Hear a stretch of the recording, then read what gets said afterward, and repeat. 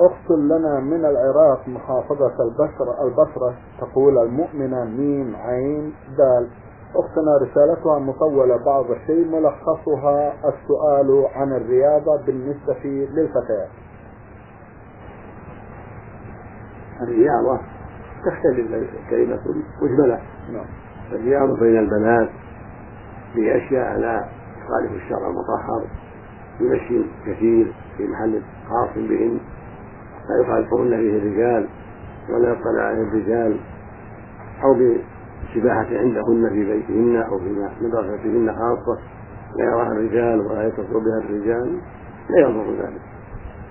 أما رياضة يحصل بها الاختلاط بين الرجال والنساء أو يراها الرجال أو تسبب شرا على المسلمين فلا تجوز، فلا بد من التفصيل.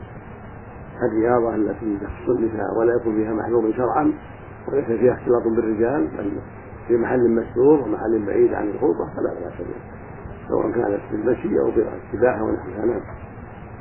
إحدى الأخوات المستمعات تقول: وهكذا بالمسابقة بينهن. نعم.